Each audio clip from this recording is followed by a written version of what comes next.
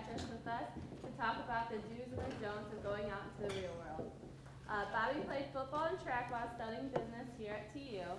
After graduation, he played a couple of years in indoor arena football before joining the real world.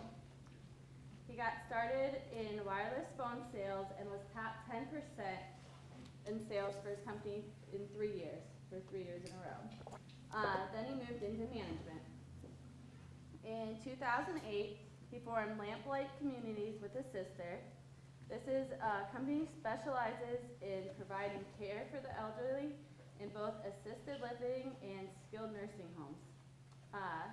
Lamplight was roughly $24 million in annual revenues, and it is in 5 properties, 3 in Ohio and 2 in Indiana. He is the chief operating officer for the company and oversees the daily operations of each building. He is a licensed administrator for the state of Indiana. In 2010, with his partner Ben Klein, he formed Platinum Purchasing. Platinum Purchasing is a procurement management company. They manage and analyze company spendings and help reduce costs by negotiating contracts. Utilizing group rates, the company currently manages $18 million in annual spending. And here's Bobby. Thanks.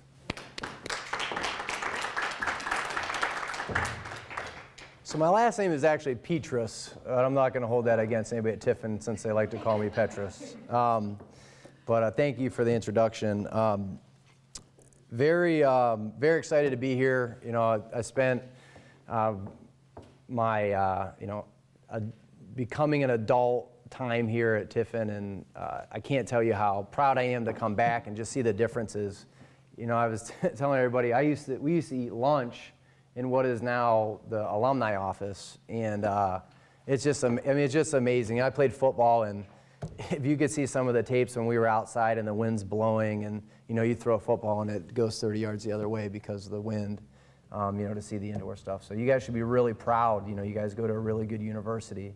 And I think when you get to be my age, which I'm 32, you really start to appreciate that stuff. I think it takes you a while to be away to come back and appreciate that. So before I get started, I really wanted to thank Lil and Christina because I met them a couple of years when I was working in the wireless phone business, and it was just, call it luck, call it, perfect timing, but they did this amazing leadership course that I was fortunate enough to be a part of, and just really sparked my interest. I remember being in college, and I remember, sitting in this chair thinking, I want to run my own business, I want to do my own thing, I don't want to work for anybody, and somewhere in the middle of that, I kind of forgot, you get busy, you want to get married, you pick a job that you don't really like to make ends meet, and I had that opportunity to spend a week with them, and it really changed my life. My sister, her and I had always been talking, and they really put a bug in my ear, so I really wanted to thank you guys. So I'm going to go into just a little bit about me. I know you heard a little bit of the bio, so I won't bore you too much. But I'm from Ohio. I'm from a really small town called Toronto, Ohio, which no one's probably ever heard of. And for a good reason. There's really not much going on there. But I was obviously a Tiffin business major, and I played football and track here and had a ton of great experiences. My jobs prior to what I do now, so I played football, which used to be my favorite job. It's not. My favorite job is what I do now. I sold insurance for a very brief period of time. I worked for a mortgage company. I will not say that I sold mortgages because I never sold a mortgage. And then I worked at Centennial. And so here I am, a graduate of Tiffin University, and I was selling cell phones. And, that doesn't sound very cool, but all of those jobs are really good learning experiences and kind of got me to this point. What I do right now is, I'm the chief operating officer for Lamplight, and really that's just a title on a piece of paper. We don't put titles on our business cards because we just don't believe in it. you own your own business or you want to, you're trying to run your own business, you do whatever it takes. So at Lamplight, I've done anything from paint walls, rip up carpets, I've sledgehammered out a tub, I've picked up residents off the floor, you name it, I've done it in the last 4 or 5 years. So it's a really cool title, and I can remember when my sister and I were forming the business, I was so excited to call myself the C.O.O. because I really looked up to the C.O.O. of the company I worked for, Chuck Hollis. And I learned really quick that really didn't mean anything. It was, what that meant was I got to do everything that I think needs done. So, but some of the things that I do besides painting the walls and stuff like that is I manage day-to-day operations. So there's a lot of accounting involved that I learned at Tiffin. There's budgets that we put together. And then the rest is managing people. And I think that in my time here, at no fault to the school or any other school, I think sometimes we miss that when you go out into the real world, you're working with people, you're managing people, and those are skills that are often more times important than learning how to balance a budget. And so I've really learned that in the last couple of years, that making people happy, having them want to work for you is just as much important, if not more important, than actually balancing your budgets. We talked about the revenues that we've done. Very proud to say that, we took Lamplight from just an idea to, we did about 24 million in gross revenues last year. The other business that I own and operate has grown exponentially. I was just in Lil's office kind of giving her the short version of how we got started. And, a lot of times, when I was thinking about how am I going to start a business, I don't have any money.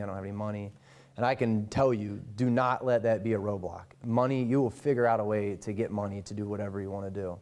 I made a $500 investment in this company, and it has grown exponentially. We're managing about 18 million in spend now, where we started with 0. So, and I'm going to tell you about how Lamplight formed, because I think it's a pretty cool story, kind of give you a background of how everything started. So, Thanksgiving in 2008, my sister was a very successful corporate banker for a bank called Merrill Lynch. My sister is 5 years older than me. She's been successful since the day she was born. She made a ton of money as a banker. And Thanksgiving, before we start to eat, she pulls out this easel, and she has this business plan on it, and we're sitting there, sipping on some wine thinking, what the hell is Sevy doing? And she looks at me, my wife, and my mom, and she says, you're going to quit your job, you're going to quit your job, and you're going to quit your job. I'm like, oh, okay. And she's like, and we're going to form a management company to own and operate assisted living facilities, which I had no idea what those were. I thought, they were all nursing homes. And so anyway, somewhere in the middle of this, I'm in class with these two, and I get all these ideas, and my sister's harping on me for about 5 months. And then one by one, we started quitting our jobs. Well, we thought we had a building, and we had all the financing and everything lined up, and that fell through. And at the time, my wife gets pregnant, and I have no job. And so I started selling everything I had. I cashed in my 401k, all my stocks, all my bonds, sold some things around the house, and then I finally started bartending, because the only way I can make ends meet. My wife is a social worker, which social workers don't make much money. Really struggling, and I took a job because that's what I knew what to do, and I was there for a week. And my sister called me and said, look, we're almost there. If you're committed to this, you're committed to it, quit your job and we'll figure it out. And so I did. I was there for a week and I quit. And that was at the end of the summer. And then by the end of that year, we had got our first property. And I got my very first paycheck from our business the day before my daughter was born in December. So it's been a huge uphill battle since then. So it's not like we just flipped the switch. I mean, we worked really hard. We took losses in 2010 and 2011, finally started showing profits in 2012. And, we're doing pretty good now. So we have about 500 employees now.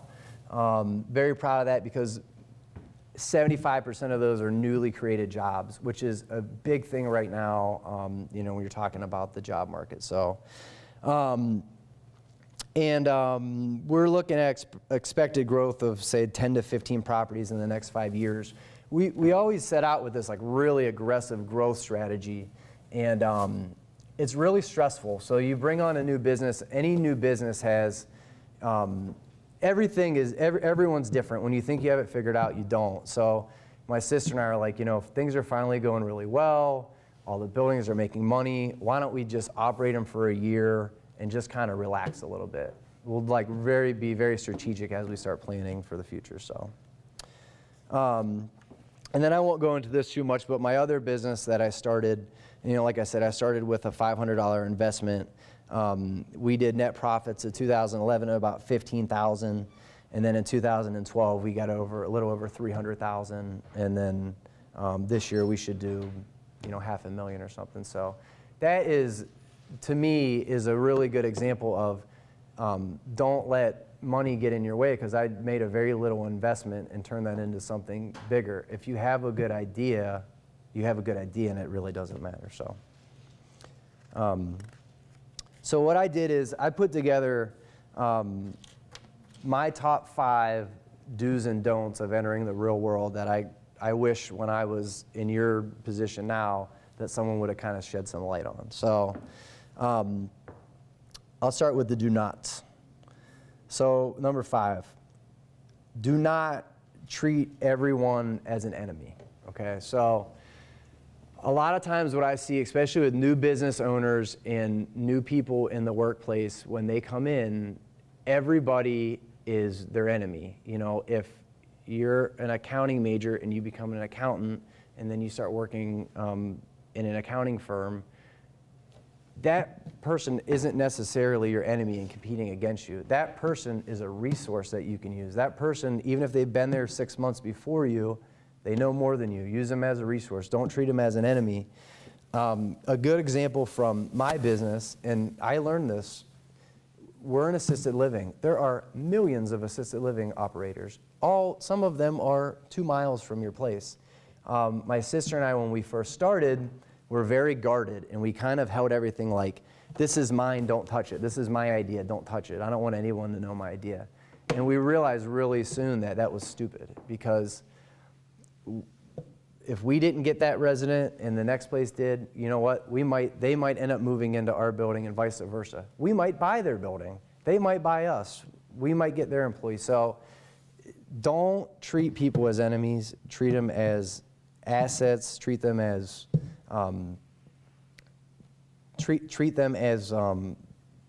people that can help you. Okay. Number 4. Don't worry about knowing exactly what you want to do forever, all right? That is maybe the thing that I got hung up on the most. When I was in college, I knew I wanted to play football, all right? That's about all I knew I wanted to do. And I knew I was going to get a business degree because that sounded like a really good thing to fall back on. But I'm a good example of I really didn't know what I wanted to do until I was, 27 years old. And even then, I was really unaware, unsure of it. So don't get too caught up on that, because you're 19, 20, 21, you're going to change so much by the time you're 25 and by the time you're 30. Your priorities are going to get different. You're going to have a family. Don't worry about that stuff now. Find something you're passionate about and you can make money off of that. I'm not saying you're going to get rich, but you could make money off it. And I'm really passionate about this thing called CrossFit right now. It's not new, it's been around since 2006. It's a way to work out, and I'm really passionate about it. So passionate that I'm opening up my own gym in June, and another one probably at the end of the summer, but I have most of my employees do it and things like that. Now that's not something that I'm going to quit what I'm doing and make $1 million off of, but it's something that I'm passionate about. And I think that the one thing that my sister and I have learned is that you have to have this balance. So we were work, and family, and that was it. Work, and family. And so we've always been pretty active, and I found CrossFit in July, and I can tell you since I found that, I have this balance to where I think I handle stress better. If I get bad news, it's not the end of the world. And my sister at the same time found yoga. So it's just kind of one of those balancing acts. Number 3, and this is probably one of my biggest pet peeves. Don't complain about your job or your situation. Do something about it. I see this a lot, especially with new hires. You know, they feel overwhelmed. They complain about their situation, or, you know, my friends on Facebook that are, you know, in the real world complain about their job or their family life or whatever. I always say be constructive and not destructive. So having a positive attitude will go much further than having a negative one. That I can guarantee you. Number 2, don't lose touch with the connections you've made at Tiffin. You know, Lil would probably be a really good example of this, that she has been to several different universities, and all of those people, I mean, some of your professors here were at St. Francis, and now they're at Tiffin as a direct result of having a connection with somebody that they met at Tiffin at one point. You know, when I was playing football, I got a tryout for the Detroit Lions because one of my old coaches became a scout for Detroit. I mean, a lot of my friends and a lot of your friends you'll see will go off into different directions, and you never know when they're going to reconnect. And I also recommend, as you start, when I started at State Farm Insurance, I knew I didn't want to sell insurance, but I still am in contact with the lady that I worked for. I still get my insurance through her too. But those are just things. Don't burn those bridges. Keep those intact. Keep in touch. And I have a good friend of mine that is a Tiffin grad too. He's the head strength and conditioning coach for Morgan State University. He's always busy. He's always doing this. He's always doing that. And I, finally told him, I said, hey, have you talked to this guy? I haven't talked to these guys. I don't have time. And I told him, you got to make time. So now, like I think it's Wednesday or Thursday, he takes an hour out of his schedule and he calls and emails old contacts, because it's a way to stay in. And if you end up in the college business, I'm sure Lil could probably tell you that that is probably more important to stay in contact with those people than not. So my number 1, do not get discouraged. If you have a goal right now, whatever you want to do, if you want to own your own business, you want to work for a big corporation, and you don't get that right out of the gate, don't get discouraged. Achieving a goal or being successful, it's not easy. If it was easy, everybody would be doing it, right? Everybody would be successful. No one would be worried about anything. So don't get discouraged. And that's really easy for me to say. It's a really tough thing to do. But I think that if you take those bumps that you hit along the way and you use that as character builders, it's going to help you out a lot. And again, I say this to a lot of my employees, stay positive above all else. And I use this, I think one of my coaches told me this, winners don't complain or sulk. They regroup and they plan their next attack. So it's just like if you lose a game, that was one of my favorite things about football. You get to play a game every week. So if you got your butts kicked on Saturday, what do the coaches do? They go back on Sunday, they look at the tape, they forget about the game, they regroup, and then they plan their next attack. So, okay, so now we're going to the do's. Number 5, I'm a big supporter of this. Show up on time or even early. And I learned that here. So we had a coach when I was here, Coach Crookshank, and he was crazy about you being on time. We called it dragon time. And if you had to be there 15 minutes early, and if you came 13 minutes early, you were late. So I've just always carried that with me. I'm crazy about it. I wake up 5 times in the middle of the night when I have to be somewhere. And so you can set an example for, other employees or your new employer or your boss, or if you own your own business, if you're the first one there, that goes a long way. So, and that kind of goes back to, though, I'm not saying to always work. I totally believe in having a balance, but I think when you're starting out and you're first getting into your first job, being the first one there is important. Number 4, check your ego at the door. Listen to others and know this: you don't know anything. So whatever you learned in class is great and you can use that, but when it comes to the guy that's been there for 15 years, you know nothing. And on top of that, ask advice, respect your elders. It will help you so much. I know that now. We employ people that are twice my age, that have been in this business twice as long as me. I would be foolish to think that I know more than them. Foolish. And it's the same thing. When I was selling cell phones at Centennial, I'm like, I have a college degree. I know more than everybody. I shouldn't even be selling. I should be in management. Wrong. And I thought that too when I got out of school. I'm like, I have a degree in management. I'm going to get a job as a manager. No one's going to hire you as a manager because you have no experience. So check your ego at the door. Number 3, change someone's life. There's a book that I read, a couple of books that I read. One is called Greater Than Yourself, and the whole principle of that is finding somebody, mentoring them, coaching them, making them better than what you are. And we really, really believe that at Lamplight, and we have people in each department that take, the dietary manager will take the dishwasher under their wing and help them become better.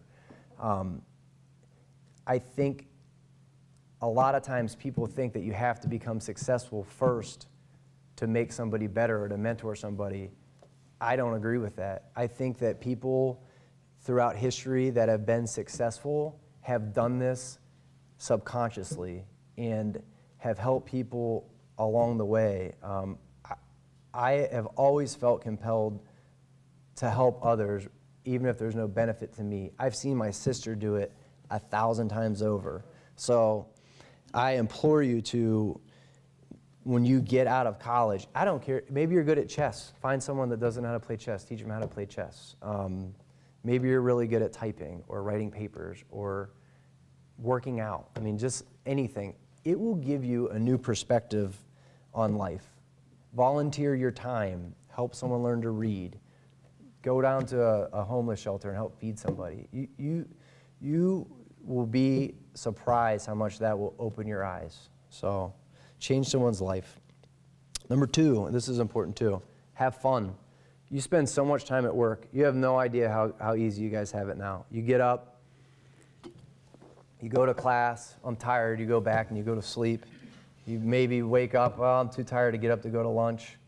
You struggle, then you get to practice, and then after practice you eat. Maybe you study, maybe you don't. My God, wait for a couple of years, okay? You are going to be immersed in what you do, whether you like your job or not. Maybe you have a boss that wants, your attention all the time. Have fun. Get to know your team. We don't call people coworkers, they're a team. My employees are on the same team. I work with them, they don't work for me. Have fun. I mean, we do stuff with our employees as much as we can. But if you are just getting started, get to know them. Don't be standoffish. And the last thing I have is what I think goes the longest and makes the biggest difference is work hard and do your best. So again, there's a book, it's called The No Title Manager. Highly recommend it, one of the best reads. But if you don't want to read it, the Cliff Note version is, no matter what you do, whether you work at the coffee shop or you stock shelves at the grocery store, be your absolute best. I'm not saying be the best person in the world at it, but be your best. If you can be the best that you can be at anything, regardless if you absolutely hate it, it will pay off. either someone will notice you. And so my example to that is when I came to Tiffin, I was a quarterback, okay? And very quickly, I realized that I probably was never going to be the starting quarterback here. So I worked really hard, and I moved to wide receiver. And after that, I realized I probably wasn't going to be a starting wide receiver either. So I didn't really know what the hell I was going to do, but my junior year, I would, every Sunday after a game, I'd be lifting weights, I'd be running and stuff. And finally, the coach came to me and said, "You really want to play, don't you?" And I said, "Well, yeah, I'm not just in here for my health."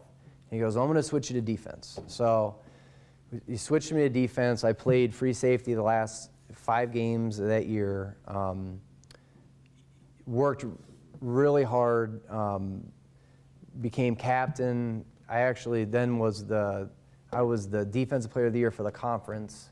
And I really only played 1 year of football. I mean, I played, I lettered, I played special teams and stuff like that, but I didn't get there. I'm sure I had some talent, but I really think that had I not been busting my butt Sundays and the coach had noticed me, then I would have just played out my last year. I would have never got to try out for the Lions. I would have never played indoor football. I probably wouldn't be here right now. I don't know what I'd be doing. So work hard, and not when people are watching. You work hard when people are watching and when they're not. And the other thing I will tell you is, there's no such thing as an overnight success. It takes years and years of hard work. And I think with social media right now and everything that's so accessible in the movies that come out, it seems like people are successful like that. I'll use Facebook as an example. Even that took years for it to be really successful and a lot of hard work. It was, if you watch the movie, it kind of sheds some light on that, but it's not like the kid created Facebook and then the next day he was a millionaire. I mean, this is something that he's worked really hard, and he still works really hard at it. So, and I'll leave you with my favorite quote, which when I lived in Craycraft, I had this on my wall, and it's a Henry David Thoreau quote, and it's, "If you have built castles in the air, your work need not be lost. That is where they should be. Now put foundations under them." And what that means to me is you can dream big. I mean, you want to be the next Bill Gates, by all means do it. But there's your dream, and you have to put that foundation under it. If you don't work hard every day towards that, even if it's just making yourself a note of a budgetary thing or an idea you had, if you don't work towards that every day, you're not going to get there. So that's all I have. Thanks.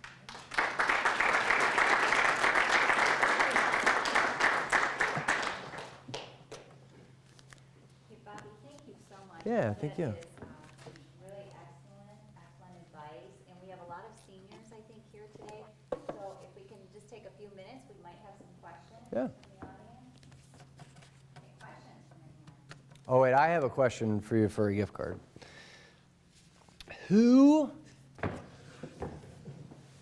What is the city of Tiffin, or who is it named after?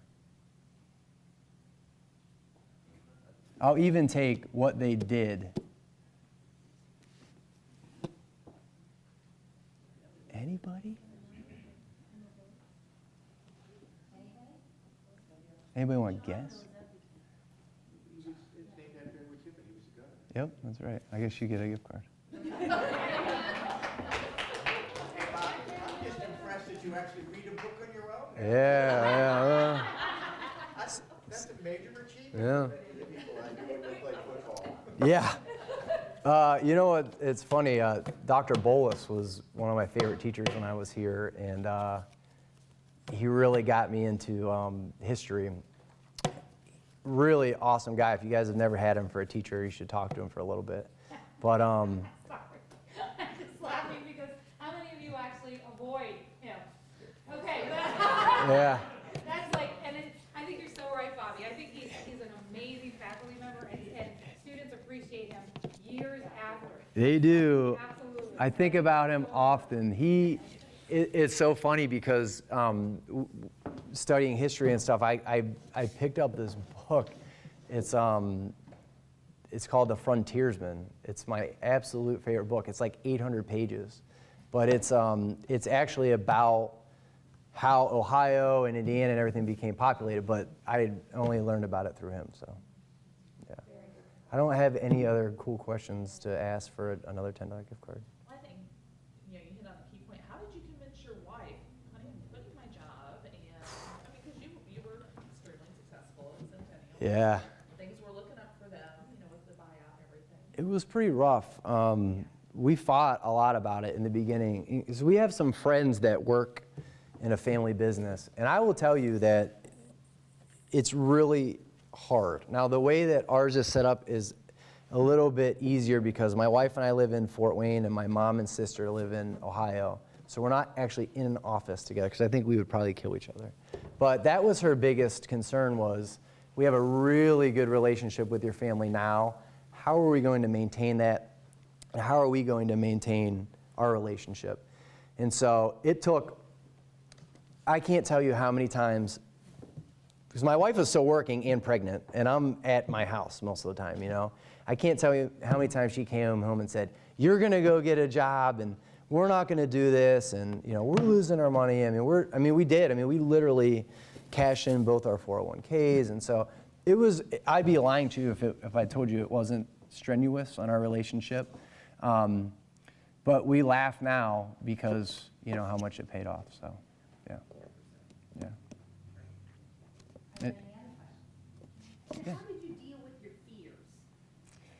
Yeah, I think I was young and dumb enough to where I didn't have that many, and it's funny because when I think about it now, I get like anxiety, and we're actually just yesterday officially helped two friends of ours form a very similar company, and we told them that we will not let them quit their jobs. We want them to keep their jobs now and not go through what we went through, because I completely believe in if you can do it that way, by all means do it. You don't always have to take that big leap of faith. It's just something that we did. So, yeah. My sister, I think the other thing that helped drive us through that, my sister made a very, very, very big amount of money every single year. She was the vice president of healthcare finance for Merrill Lynch.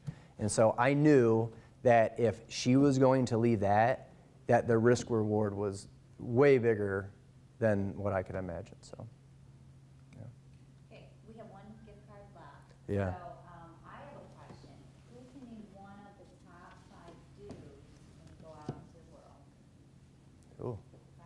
Did he, I think he said, leave your egos at the door or something like that? I think that was one of them. That was, I'll tell you. Number 4. Number 4. There you go. Any other questions? Anything? All right. Thank you very much.